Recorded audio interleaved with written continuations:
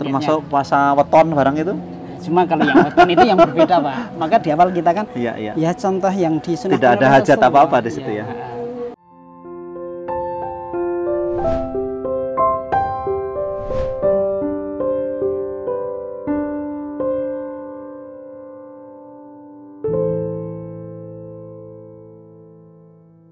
Bismillahirrahmanirrahim. Assalamualaikum warahmatullahi wabarakatuh. Waalaikumsalam warahmatullahi wabarakatuh. Asyhadu alla ilaha illallah wa asyhadu anna Muhammadan abduhu wa rasuluh. Rabbi zidni ilma warzuqni fahma. Alhamdulillahirabbil alamin. Kita hari ini ketemu lagi dalam acara Buku Saku, yaitu sebuah program yang simpel seperti buku saku yang mudah dibawa kemanapun dan bisa diterapkan kapanpun dimanapun berada. Ya, kita masih berada di Tropical Garden Resto, sebuah resto yang ada di Kota Temanggung dengan nuansa yang tropis, mudah dijangkau dan sangat kekeluargaan suasananya. Bersama kita sekarang sudah ada Ustadz Faruqi. Apa kabar, Ustadz? Alhamdulillah rabbil alamin ya, Ustadz ya. Alhamdulillah saya sudah tidak pindang, Ustadz. Alhamdulillah. Sudah segar, Pak. Sudah lebih segar ya. Ustadz, kita masih membahas tentang puasa, ya. Tapi kita bukan yang kemarin kan sudah puasa bayar puasa, kodok dan fidyah ya. Ini lebih kepada kaitannya sama budaya, Ustadz. Ya, kita di dalam dalam pemahaman kita bahwa puasa itu kan ada puasa wajib, ada puasa sunnah. Tapi plus lagi nih, ada plus. Kita ngomong budaya, kok ada puasa yang kaitannya sama budaya. Misalnya ya, saya pernah nonton sebuah konten, kalau orang Jawa, kalau ngomong budaya Jawa gitu, bahkan mau ada nazar apa begitu, puasa dulu gitu ya. Ada mau safar, puasa dulu, mau anaknya mau sekolah, mau bekerja, puasa dulu. Nah itu bagaimana hukumnya? Apakah termasuk puasa sunnah atau bagaimana ini, Ustaz? Monggo, Ustaz. Bismillahirrahmanirrahim. Alhamdulillahirrahmanirrahim. Wassalatu wassalamu ala asrafil anbiya'i wal mursalin wa ala alihi wa ashabihi ajma'in. Terima kasih Pak Kris atas apa yang disampaikan. Coba kita bahas bareng-bareng ya untuk kesempatan hari ini berkenaan dengan budaya puasa. Iya. Puasa tapi sering terjadi di masyarakat. Tadi disampaikan bagaimana dengan orang yang dia punya hajat tapi diawali dengan puasa gitu ya. Ya. Kalau bicara puasa sendiri sebenarnya kemarin sudah dibahas ya, salah satu dari ibadah yang di situ ada yang namanya puasa wajib, ya, ada yang namanya puasa sunnah. Ya. Tinggal sebenarnya itu tidak cuma di puasa saja, bahwa ibadah yang mungkin di satu tempat menjadi salah satu budaya itu tidak mengapa selama itu sesuai dengan apa yang dicontohkan oleh junjungan kita Nabi kita Muhammad SAW. Sholat misalnya, budaya ada orang sholat, atau budaya orang puasa, atau budaya dan lain sebagainya, sedekah dan lain sebagainya. Kalau itu memang sesuai dengan apa yang dicontohkan oleh Rasulullah, tidak mengapa. Maka kalau bicara budaya, karena budaya ini puasa sendiri kan banyak, Pak Kris. Satu, dengan tata cara yang terkadang mungkin Islam dengan budaya yang ada yang mirip, ada yang sama persis, ada yang mungkin sedikit berbeda. Satu contoh gini, saya dulu masih punya saudara itu yang beliau puasa Senin Kemis. Beliau hari ini Qadarullah sudah meninggal ya. Beliau puasa Senin Kemis. Kalau bicara puasanya, oke, itu adalah puasa sunnah. Yang kedua, Senin Kamis itu juga dicontohkan. Cuman yang mungkin sedikit berbeda karena beliau mungkin sudah menjadi budaya beliau atau kebiasaan beliau. Beliau itu tidak makan dari jam 12 malam. Ya, itu sudah tidak makan dan nanti makannya lagi bukanya jam 12 malam lagi. Gitu. Itu dilakukan tidak cuma 1 kali 2 kali, berturut-turut. Kalau kita bicara Senin Kemisnya, oke lah. Kalau bicaranya adalah puasanya, itu juga puasa yang disunahkan. Cuma ada sedikit yang mungkin sedikit tidak sama dengan apa yang dicontohkan oleh Rasulullah kan. Puasa sendiri adalah dari terbit fajar sampai terbenam Matahari. Nah, ini yang mungkin perlu digarisbawahi. Budaya ya budaya sih, tapi cuma kita harus menyesuaikan dengan apa yang dicontohkan oleh Rasulullah. Atau mungkin ada puasa-puasa yang lain mungkin ya, yang di tempat kita, itu yang pertama. Kemudian yang kedua, bagaimana dengan orang yang punya hajat A, punya hajat B yang diawali dengan puasa? Tadi sudah selesai ya. Jika puasanya adalah puasa yang dicontohkan, satu contoh puasa Senin Kamis dan diawali dengan dia punya hajat, itu tidak mengapa. Bahkan itu disamakan oleh para ulama adalah sesuatu yang dibolehkan berdasarkan beberapa hadis Rasulullah SAW. Karena itu nanti maksudnya adalah orang yang dia berdoa kepada Allah, dia punya hajat kan intinya biar hajatnya sukses ya. Hajatnya bisa terkabulkan. Itu kan kaitannya dengan permintaan dia kepada Allah Subhanahu wa taala. Kalau dia dengan puasa itu sebagai wasilah ya, untuk kesuksesan hajat dia, tidak mengapa. Karena itu kalau diurut gini Pak Iris. Ya. Ada beberapa wasilah. Wasilah itu perantara yang diperbolehkan. Saya tidak sebut di sini semuanya karena itu terlalu banyak. Tapi di antara wasilah yang dibolehkan adalah wasilah dengan amal soleh. Itu berdasarkan dengan hadis Israiliyat. Ya. Waktu itu ada 3 orang Bani Israel yang safar bepergian. Ya. Ketika itu kemudian di satu tempat bersinggah di gua. Mungkin Pak Kris pernah mendengarkan dan ini sudah sering disampaikan ya. Kemudian ada batu yang jatuh, longsor, kemudian gua ini tertutup. Yang dalam Al-Kahfi ya? Itu ashabul, ya bisa dikatakan ashabul kahfi karena di gua juga, tapi bukan ashabul kahfi yang dalam surah Al-Kahfi ya. Oh iya. Itu kemudian mereka kan bingung, ini bagaimana kita mau keluar? Itu hajat dia 3 orang itu bagaimana bisa keluar? Itu kan hajat, kebutuhan dia, keinginan dia. Maka tidak ada kata lain kecuali dengan dia minta kepada Allah. Dengan masing-masing itu punya yang mungkin pimpinan safar itu ya pimpinan regunya. Yuk kita bareng-bareng berdoa dengan amalan yang kita punya. Kita tidak sebutkan ABC-nya.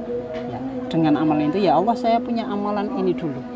Ya Allah jikalau ini memang salah satu di antara ridhomu dan saya ikhlas kamu ya Allah bukakan batu ini tergeser. Dan 3 orang mempunyai masing-masing dan tergeser. Mempunyai amalan sendiri-sendiri ya. Dan itulah dibolehkan. Termasuk yang boleh. Bakti sama orang tua. Termasuk bakti orang tua ada yang ya itu. Ya. Nah itu kemudian tergeser semuanya dan bisa keluar semua.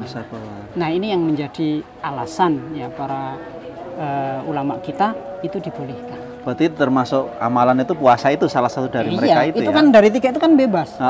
Ada yang dia punya punya orang tua dan dia berbakti. Yang satu dia hampir mau bermaksiat, berzina, dia tidak jadi dan dia infakkan hartanya untuk orang itu sudah diambil. Yang satu dia dulu punya pegawai yang tidak diambil uangnya dan sudah menjadi kambing banyak. Kemudian itu juga diikhlaskan.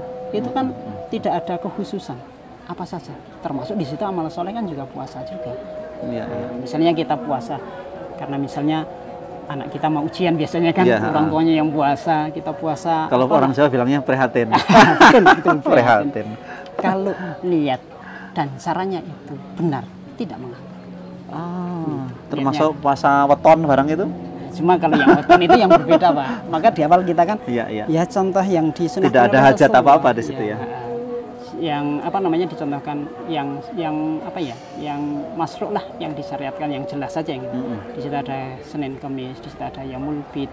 Itu kita puasa itu dalam rangka ya Allah dengan puasa ini saya punya hajat anak saya biar pintar, saya punya hajat anak saya biar sukses dan lain sebagainya. Itu kan namanya wasilah.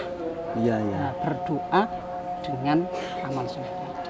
Jadi puasanya tadi memang diyakini meminta kepada Allah agar apa yang menjadi hajatnya dimudahkan begitu Ustadz ya? Puasa itu sebagai batu loncatan. Ya. Wasilah kan? Wasilah ya. Itu adalah amal soleh.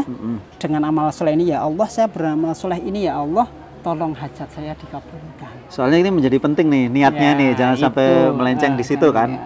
Terus tata caranya juga sesuai dengan syariat yang sudah dicontohkan begitu Ustadz ya, dari terbit fajar hingga terbenam matahari gitu kan.